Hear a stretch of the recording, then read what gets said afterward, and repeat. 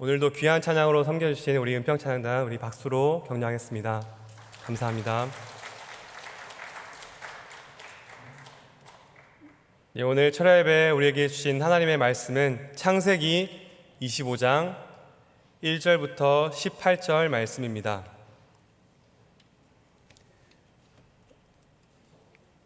구약성경 34페이지에 있습니다.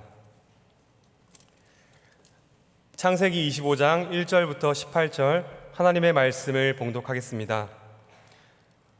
아브라함이 후처를 맞이하였으니 그의 이름은 그두라라. 그가 시므란과 욕산과 무단과 미디안과 이스박과 수아를 낳고 욕산은 스바와 드단을 낳았으며 드단의 자손은 아수르 족속과 르두시 족속과 르움미 족속이며 미디안의 아들은 에바와 에벨과 한옥과 아비다와 엘다이니 다 그두라의 자손이었더라.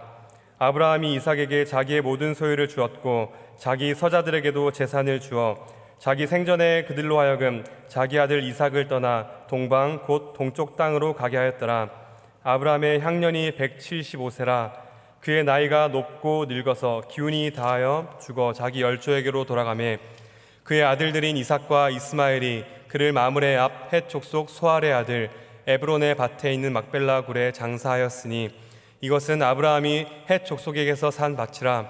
아브라함과 그의 아내 사라가 거기 장사되니라. 아브라함이 죽은 후에 하나님이 그의 아들 이삭에게 복을 주셨고 이삭은 브엘라 헤로이 근처에 거주하였더라. 사라의 여종 애굽인 하갈이 아브라함에게 낳은 아들 이스마엘의 족보는 이러하고 이스마엘의 아들들의 이름은 그 이름과 그 세대대로 이와 같으니라. 이스마엘의 장자는 느바요시요 그 다음은 게달과 앗부엘과 밉삼과 미스마와 두마와 마사와 하닷과 데마와 여둘과 나비스와 게드마니 이들은 이스마엘의 아들들이요 그 촌과 부락대로 된 이름이며 그 족속대로는 12 지도자들이었더라. 이스마엘은 향년이 137세에 기운이 다하여 죽어 자기 백성에게로 돌아갔고 그 자손들은 하윌라에서부터 아수르로 통하는 애굽 앞 술까지 이르러 그 모든 형제의 맞은편에 거주하였더라. 아멘. 우리는 지난 한 주간 축복 부흥성회를 진행하면서 창세기의 또 요셉 이야기를 통해서 참 많은 은혜를 누렸습니다. 주옥 같은 말씀을 들으면서 저도 참 많은 은혜를 받았는데요. 많은 은혜를 받으면서 또 한켠에 걱정이 몰려왔습니다. 이 말씀을 듣고 또 철야예배에 창세기로 어떻게 설교를 해야 하나, 왜 하필 이때 하는 생각이 드는 순간 또 들었던 말씀이 스쳐 지나갔습니다. 하나님이 언제나 나에게 최상의 것을 주신다는 것을 믿지 않는 것이 죄라고 하셨는데요. 이때 설교하게 하신 것도 또 하나님이 저에게 주신 최상의 타이밍이구나 하고 또 회개하면서 열심히 말씀을 준비했습니다. 오늘 부족한 입술을 통해서 전해지는 이 하나님의 말씀이 우리 성도님들께도 최상의 것으로 주시는 하나님의 은혜의 말씀이 되길 간절히 소원합니다. 우리 김영희 목사님의 부흥회 설교 중에 이런 말씀을 하셨는데요. 목회하면서 가장 중요한 것 중에 하나가 이제 죽음을 준비시키는 목회라고 하셨는데요. 하나님 앞에서 아름다운 죽음을 죽도록 돕고 한 성도가 죽음을 맞이했을 때 그 죽음을 보면서 하나님의 은혜가 이 작품을 만드셨습니다. 하나님의 은혜가 만드신 걸작품입니다 라고 고백하는 것이 가장 큰 축복이라고 하셨습니다. 오늘 우리는 정말 아름다운 죽음의 이야기를 보게 되는데요. 우리가 지금까지 살펴보았던 바로 아브라함의 죽음입니다. 아브라함의 죽음이 이렇게 아름답다고 할 수 있는 이유는 아브라함이 훌륭한 삶을 살았기 때문이 아니죠.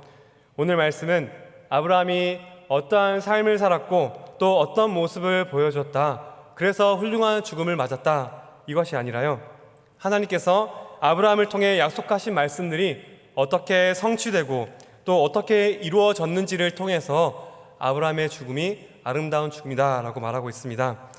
아브라함은 하나님의 약속에 반응하였고요, 수없이 넘어지고 또 실패하였지만 결국 아브라함의 못남과 실패를 뛰어넘는 하나님의 은혜가 이긴 것을 보여줍니다. 하나님을 잘 알지도 못했던 그 아브라함을 불러내셔서 언약을 맺으시고 약속하신 대로 이루어가신 그 하나님의 은혜가 하나님의 열심이 헛되지 않음을 보여주는 그 증거가 바로 아브라함인 것이죠. 우리는 오늘 말씀을 통해서 지금까지 살펴본 아브라함의 이야기를 마무리 지을 것인데요. 그 아브라함의 마지막 죽음에 대한 기록을 통해서 오늘 우리에게 주시는 은혜를 살펴보고자 합니다. 오늘 말씀에서 아브라함의 죽음을 어떻게 묘사하고 있는지 우리 오늘 말씀 7절과 8절 말씀을 같이 읽어보겠습니다. 7절은 제가 읽고 8절은 여러분들이 읽겠습니다. 아브라함의 향년이 175세라.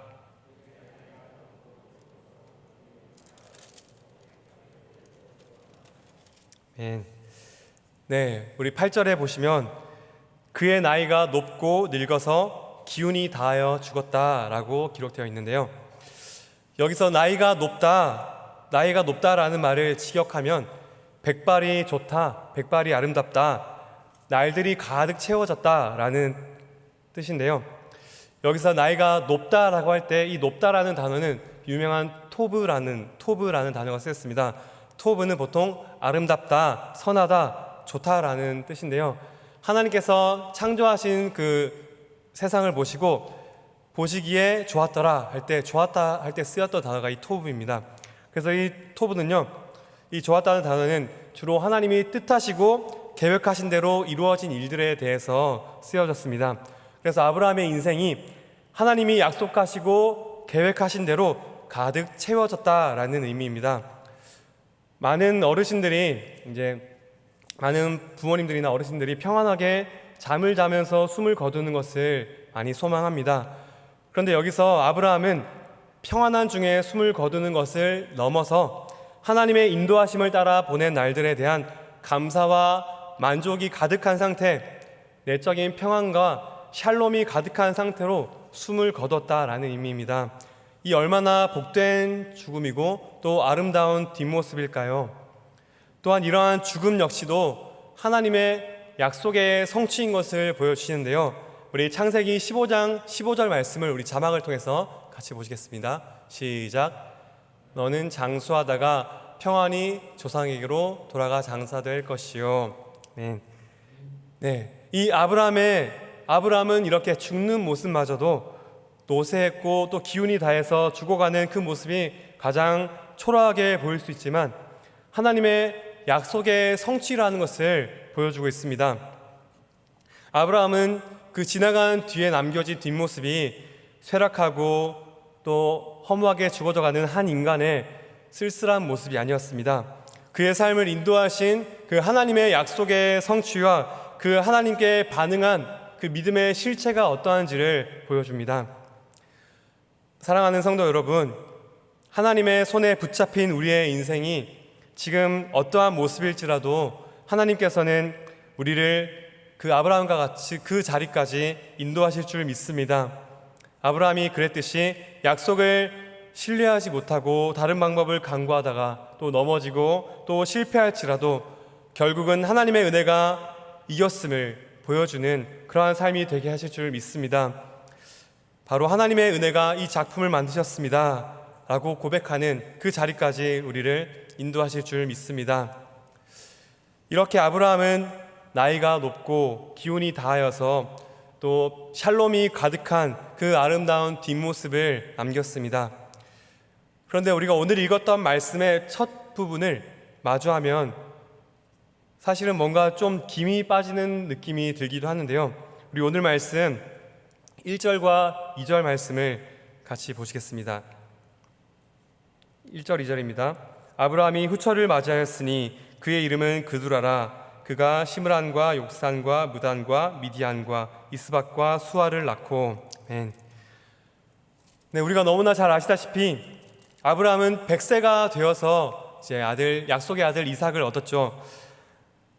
그 잉태하지 못했던 그 사라와 또 늙은 그 아브라함을 통해서 하나님은 약속을 주셨고 오랜 시간 기다린 끝에 약속의 아들 이삭을 주신 이야기가 또 우리에게는 너무도 큰 은혜로 다가오는데요. 자, 그런데 그러한 아브라함에게 이렇게 후처가 있었다는 사실, 또 후처를 통해서 이렇게 6명의 아들을 주셨다는 사실을 읽으면 그러면 또 이삭은 무엇인가? 하나님이 그렇게 약속하셔서 주신 아들은 무엇인가? 라고 하면서 조금은 김이 빠지는 듯한 느낌도 드는 것이 사실인데요. 여기 기록된 아브라함의 후처 그두라와 또 그의 아들들의 이야기가 정확히 어느 때의 일이었는지, 이삭이 태어나기 전인지 후인지, 아니면 사라가 죽기 전인지 후인지는 우리는 정확히 알 수는 없습니다. 여기 후처라고 기록이 되어 있어서 아마 사라가 죽은 후에 맞아들인 아내가 아니었을까라고 생각할 수 있는데요. 근데 사실 여기 후처라고 번역된 단어는 다른 곳에서는 그냥 여자, 그냥 아내라고 번역될 수도 있는 단어입니다. 그래서 여기에 대해서 이제 종교개혁자 칼빈은 창세기가 시간 순서만을 따라서 기록된 것이 아니기 때문에 이 일이 이삭이 태어나기 전에 있었던 일이라고 하면서요, 이삭이 태어나기 전에 아브라함의 불신앙의 모습으로 후처인 그두라를 맞아들였고 그를 통해서 아들을 낳았다라고 하면서 아브라함의 불신앙적인 모습을 말하는데요. 또 반면에 또 다른 종교개혁자 루터는 이 일을 하나님이 아브라함에게 주신 약속, 바다의 모래와 같이 많은 자손들을 주시겠다라고 했던 그 약속을 이루기 위해서 몸부림치고 순종한 결과 후처를 드렸고 아들을 낳게 되었다라고 설명을 하는데요. 어떤 설명이 맞을까요? 사실 우리는 정확히 기록되어 있지 않기 때문에 어떤 것이 맞다라고 판단할 수는 없습니다. 그런데 이렇게 뭔가 깔끔하지 않은 이런 찜찜한 뒷이야기를 성경은 왜 이렇게 남겼을까요? 일단은 이것이 사실이기 때문이죠. 이것을 기록하지 않았다면 우리는 조금 더 아브라함의 이야기를 깔끔하고 은혜롭게 마무리할 수 있었을 텐데, 이렇게 후처를 맞아들이고 그를 통해 아들을 낳았다는 이 사실, 이것을 왜 기록했을까요? 성경은 이렇게도 또 아브라함의 깔끔하지 못한 부분들, 석연치 않는 부분들까지도 분명히 기록했습니다. 그것이 사실이기 때문이죠. 또 성경은 아브라함의 실수와 또 다윗의 그 유명한 범죄도 숨기지 않고 기록했습니다. 이것이 또 우리에게는 은혜죠.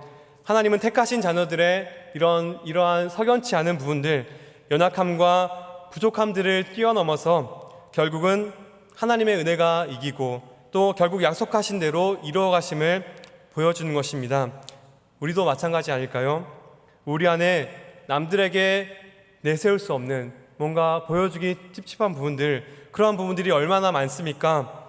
그럼에도 불구하고 우리의 허물과 부족함을 뛰어넘어서 하나님의 은혜가 이길 것이라는 소망을 갖게 하는 것입니다. 물론 우리는 아브라함의 후처 그두라와 그 자식들에 대한 이야기가 언제 있었던 일인지 정확히 알 수는 없습니다. 그런데 성경이 여기에 이 사실을 기록한 이유가 분명히 있을 것입니다.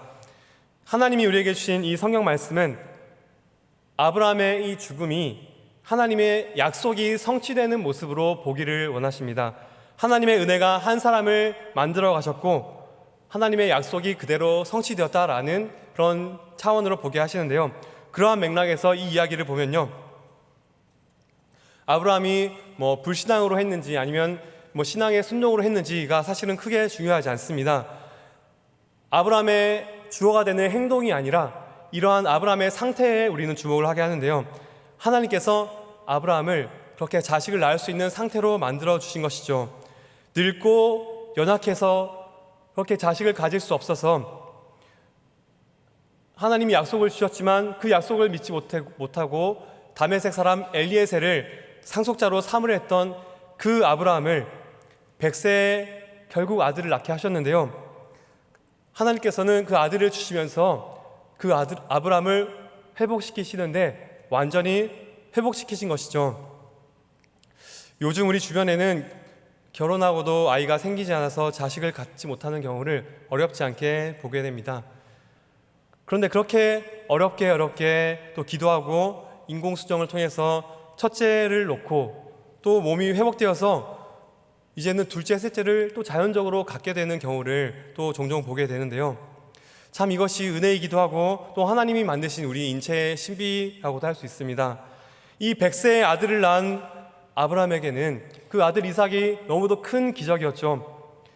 그런데 아브라함을 회복시키시고 기력을 불어넣으신 하나님께서는 아브라함을 회복시키실 때 얼마나 확실하게 회복시키셨는지를 보게 하십니다. 불신앙이냐 믿음의 몸부림이냐 이것을 떠나서 이 일이 하나님께서 아브라함을 얼마나 확실하게 회복시키시고 기력을 불어넣으셨는지를 보게 하시는 것이죠. 이삭 한 명을 낳게 하는 그 기적이 이제는 후처 그두라를 통해서 6을 낳게 하는 기적으로 이어집니다. 100세가 넘어 아들을 낳는 기적이 계속 반복된 것이죠. 그래서 예수향남교회를 담임하시는 정갑식 목사님은 이 일을 기적이 일상이 되었다라고 멋지게 표현을 하는데요. 100세가 넘어서 아들을 낳는 기적이 이제는 하나님의 은혜를 통해 아브라함에게는 일상이 된 것이죠. 그런데 사실 기적이 일상이 되는 것은 우리의 삶에서 매일 경험하고 있지 않습니까? 우리는 종종 교회에서 또 어떤 사람을 볼 때, 이야, 저 사람이 저기 앉아있는 것은 참 기적이다 라고 많이 이야기를 하죠. 네, 옆 사람 보지 마시고요. 네, 물론 그 사람의 옛 모습을 알기 때문일 수도 있는데요. 이야, 저 사람이 참 목사가 되다니 참 하나님의 기적이다. 네, 저에게도 참 해당되는 이야기인데요. 네, 그런데요, 사실 우리 자신을 들여다보면 사도 바울이 그렇게 느그막하게 고백했던 것처럼 내가 바로 죄인 중에 괴수입니다 라는 고백이 참 우리의 진실한 고백입니다. 참 이렇게 부끄럽고 이기적이고 추악한 정말 죄인 중에 죄수인 내가 그렇게 초라하고 유한하기 그지없는 보잘것없는 피조물인 우리가 창조주 하나님과 매일매일 소통하는 것이 얼마나 큰 기적입니까? 그렇게 부끄럽고 또 만물보다 심히 부패한 우리의 마음에 예수 그리스도께서 찾아오셔서 우리를 의롭다 하시고 또 우리 그 마음을 그 주님의 거처로 삼으시고 매일매일 내주하시며 동행하시는 그 기적이 우리의 현실이 되었습니다. 그리고 우리는 그 기적을 매일의 일상을 통해 날마다 고백하고 누리며 살아가죠. 놀라운 기적이 이처럼 일상이 되는 삶이 하나님께서 우리에게 주신 은혜인 것입니다. 그런데 기적이 일상이 되다 보니까 이제는 그게 더 이상 기적이 아니고 감격이 되지 않고 기쁨이 되지 않을 때가 참 많습니다. 그래서 하나님이 기적을 경험하기 전 우리가 어떠했는지를 돌아보게 하신 것이죠. 지난주일 우리는 주일 말씀을 통해서 예수 믿기 전 죄와 허물로 죽었던 우리, 살아있으나 실상은 죽은 상태였던 우리의 모습을 보게 하셨습니다. 세상 풍조를 따르며 우리의 욕심에 휘둘리고 또 공중의 권세 잡은 자인 사탄과 마귀의 유혹에 흔들리는 우리의 옛 모습을 다시금 보게 하셨습니다. 그런 우리를 예수 그리스도의 구속의 사역으로 자녀 삼으신 그 놀라운 기적을 우리가 묵상할 때 날마다 우리의 마음의 눈을 열어주셔서 그 은혜의 영광을 또 우리에게 베푸신 그 기적을 일상으로 누리게 하신 그 하나님의 크신 은혜에 날마다 감격하고 또 우리의 입술에서 날마다 찬양과 감사가 터져나오는 그러한 은혜가 있으시길 간절히 기도합니다. 하나님께서는 그렇게 아브라함을 완전히 회복시키시고는 그두라를 통해 6명의 아들을 보게 하셨는데요. 그러한 기적과 같은 자녀의 복을 누린 아브라함은 그 기적의 사실에 취하거나 그 사실에 안주하지 않았습니다. 그 기적을 일상으로 경험하면서 하나님의 약속이 이제 그의 삶 속에 완전히 새겨진 것이죠. 하나님께서 이삭을 통해 자신에게 주신 그 언약과 그 복을 이삭을 통해 이어가실 것을 알았기 때문에 이제 남겨질 자식들에 대한 분쟁의 소지를 미연에 방지하고자 노력했습니다. 우리 오늘 말씀 5절과 6절 말씀을 같이 읽어보겠습니다. 5절은 제가 읽고 6절은 여러분들이 읽겠습니다. 아브라함이 이삭에게 자기의 모든 소유를 주었고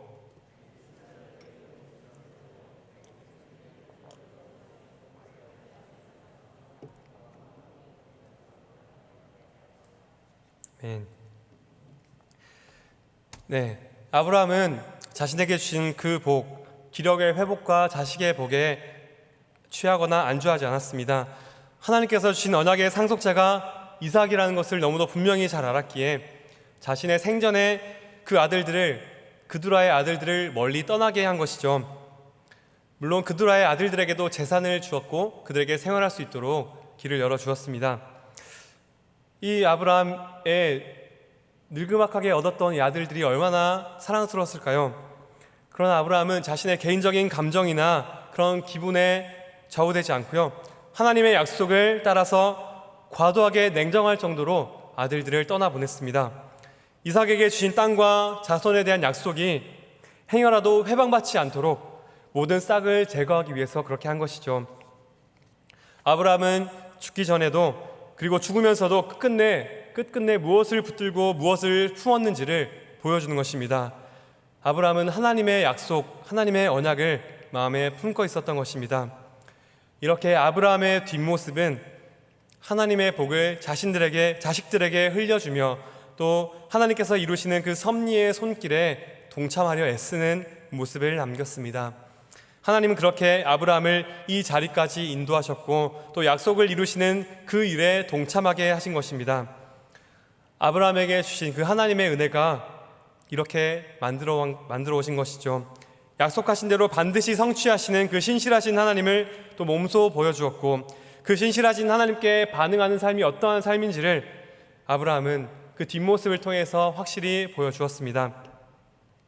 그리고 이제는 그 아브라함의 뒷모습을 이어받아 아브라함에게 주신 그 복이 이삭에게 흘러가는 것을 우리는 보게 되는데요. 우리 오늘 말씀 11절 말씀을 같이 보시죠. 11절입니다.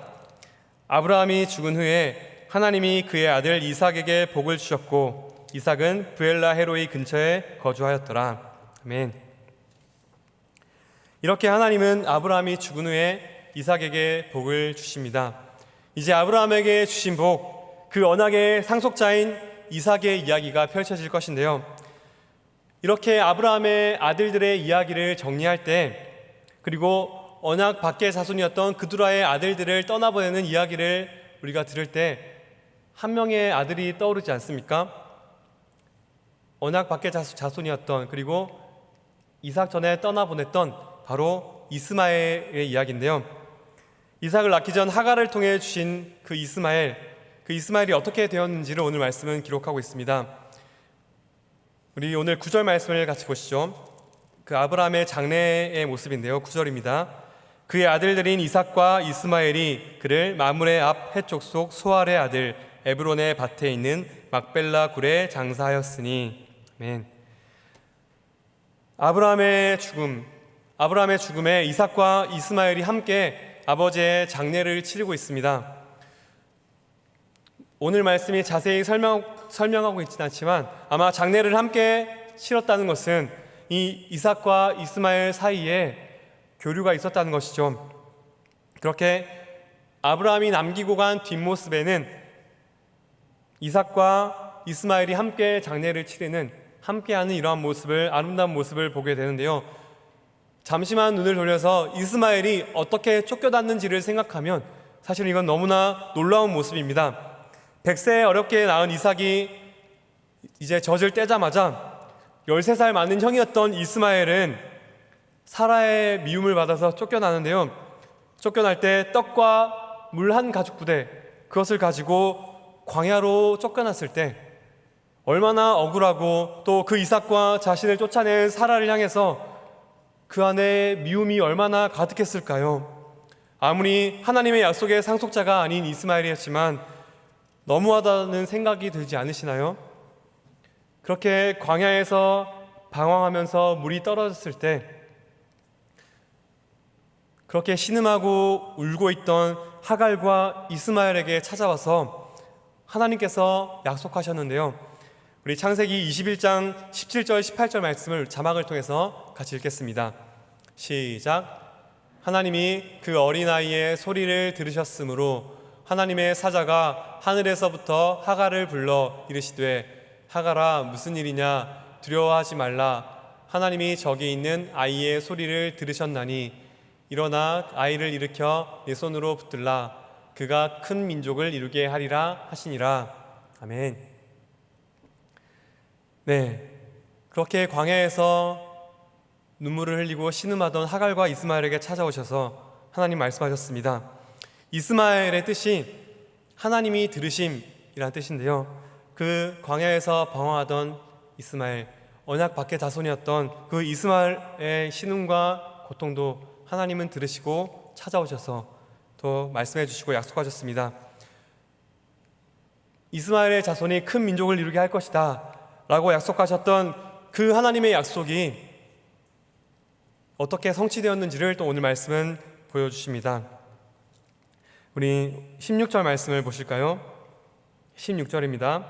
시작. 이들은 이스마엘의 아들들이요 그 촌과 부락대로 이름이며 그 족속대로는 12 지도자들이었더라. 아멘. 네, 이스마엘의 12 아들들이 나오고요, 이들이 12 지도자들이었더라 라고 기록되어 있는데요, 아브라함에게 주신 이 약속의 복이 언약 밖의 자손이었던 그 이스마엘, 하지만 아브라함의 씨였던 이스마엘에게도 흘러갔음을 우리는 보게 됩니다. 야곱의 12아들, 그 12지파와 비교되는 이 12 지도자들을 통해서 하나님께서 주신 복으로 인해 이스마엘이 번성하였음을 말씀하시는데요, 하나님은 그렇게 언약 밖의 자손이었던 하갈과 이스마엘도 잊지 않으시고 찾아와서 그 신음을 들으시고 약속하셨고, 또 약속하신 대로 이스마엘을 돌보셨습니다. 그런데 이런 하나님의 돌보심, 그 결과 이스마엘의 그 큰 민족으로 번성하게 된 것이요, 그 아들을 향한 아브라함의 노력도 아니었고요, 아브라함이 책임진 결과도 아니었습니다. 그것이 하갈과 이스마엘의 노력에 달린 것도 아니라 약속하신 하나님께서 이루셨다라고 오늘 말씀을 기록합니다. 오늘 말씀을 계속해서 약속대로 이루신 하나님, 그리고 그 은혜의 결과로서 등장하는 아브라함과 이삭, 그리고 이스마엘의 모습을 보여주고 있습니다. 여종 하갈의 아들 이스마엘을 못마땅해 한 사라의 말과, 그리고 또 아브라함은 그 말을 듣고 아들 이스마엘을 지킬 수가 없었습니다. 아브라함에게는 그 이스마엘을 향한 책임감이 분명히 있었겠죠. 그러나 사라의 눈살에, 그리고 그 하나님의 언약의 성취를 위해서 어찌 보면 참 냉정하게 이스마엘을 떠나보냈는데요, 아브라함의 책임감이 그 아들 이스마엘을 책임지지 못했지만 하나님의 약속이 그 아들 이스마엘을 책임지셨습니다. 우리도 마찬가지 아닐까요? 우리의 결단이나 우리의 책임감, 우리의 자녀 양육을 위한 좋은 전략이 우리 아이들, 우리 자녀들을 책임질 수 없습니다. 우리의 책임감이 우리의 가족들을 책임질 수 없습니다. 자식을 키운 지 얼마 안 돼서 이렇다 저렇다 말씀드릴 수 없는 초짜 아빠인데요, 참 짧은 시간 동안 아이를 키우면서 정말 어떻게 해야 할지 모르는 상황들이 종종 있었던 것 같습니다. 우리 아이들과 또 가족들 앞에 벌어지는 일들이 정말 어찌할 바를 모르는 그런 상황에 있을 때 우리는 최선을 다해서 방법을 찾고 또 노력을 하죠. 그럼에도 불구하고 결국 무력함과 절망의 지점에 이를 때가 참 많습니다. 이스마엘을 떠나보냈던 아브라함도 그런 마음이 아니었을까요?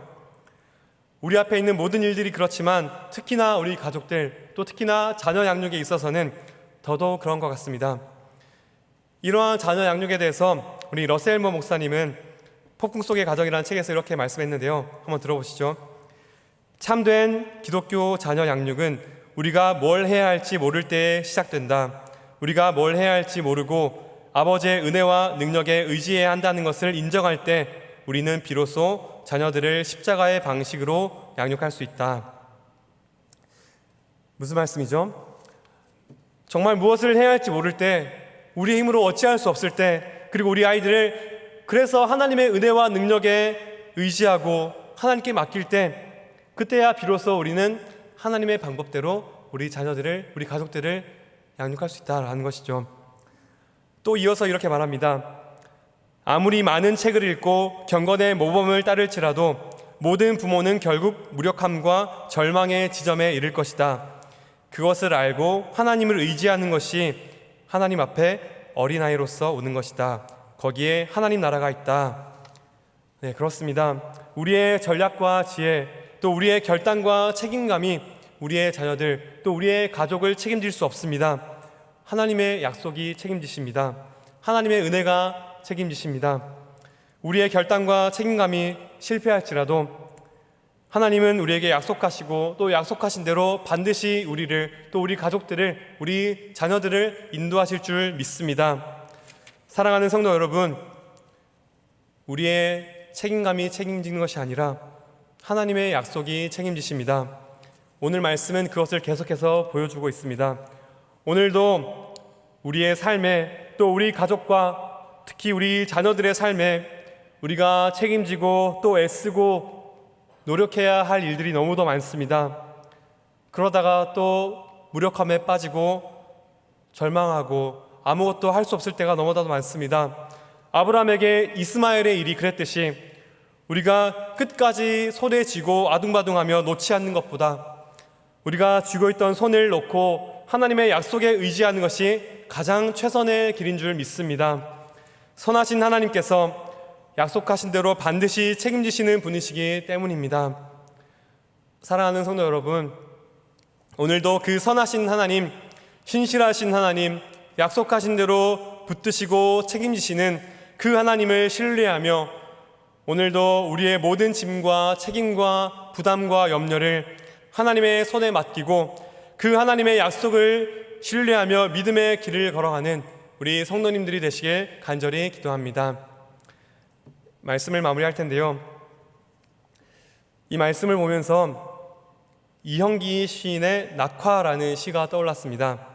이 시에 이런 구절이 있는데요, 한번 들어보시죠.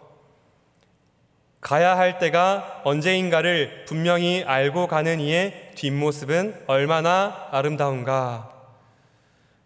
네, 떨어지는 꽃잎을 보면서 성숙한 이별을 표현한 것인데요, 이런 낙화의 구절을 이렇게 한번 바꿔보고 싶습니다. 신실하신 하나님을 분명히 알고 가는 이의 뒷모습은 얼마나 아름다운가. 예, 모든 생애 속에 자신의 연약함과 부족함에도 불구하고 약속하신 대로 이루시는 그 하나님을, 그 신실하신 하나님을 분명히 알고 가는 사람들, 분명히 신실하신 하나님을 알고 누리는 사람들의 뒷모습은 너무도 아름다울 것입니다. 그런 하나님의 놀라운 섭리의 손길을 체험했기 때문에 그 아브라함은 그 신실하신 하나님을 너무도 잘 알았습니다. 그래서 하나님의 약속을 죽는 순간까지도 품고 있었고, 그래서 이렇게 아름다운 뒷모습을 남기며 떠날 수 있었습니다. 사랑하는 성도 여러분, 우리는 하나님의 약속을 따라서 또 죽었던 우리를 살리시고 매일매일 창조주 하나님을 누리며 살아가는 기적을 매일의 일상으로 받은 하나님의 자녀들입니다. 또한 우리는 우리의 어떠한 책임감과 노력으로도 책임질 수 없는 우리의 험난한 인생을 온 만물을 붙들고 계신 전능하시고 신실하신 하나님께서 책임지시는 그러한 사람들입니다. 아브라함의 아름다운 뒷모습을 통해서 보여주고 증명한 바로 그 사실, 하나님의 약속이 우리를 책임지신다, 하나님의 은혜가 이긴다, 하나님의 은혜가 우리를 만들어 가셨다 라고 고백하는 우리의 모습이 되길 간절히 소원합니다. 또한 그 하나님의 은혜가 헛되지 않음을 이 세상에 보여주고, 또한 우리 가족들에게, 우리 자녀들에게 그것을 보여주며 신실하신 하나님의 약속에 붙들려 담대히 살아가는 그 오늘의 일상을 통해 매일매일 아름다운 뒷모습을 남기며 살아가는 우리 성도님들 되시길 간절히 기도합니다. 우리 주신 말씀을 생각하시면서 우리 같이 한번 기도합시다.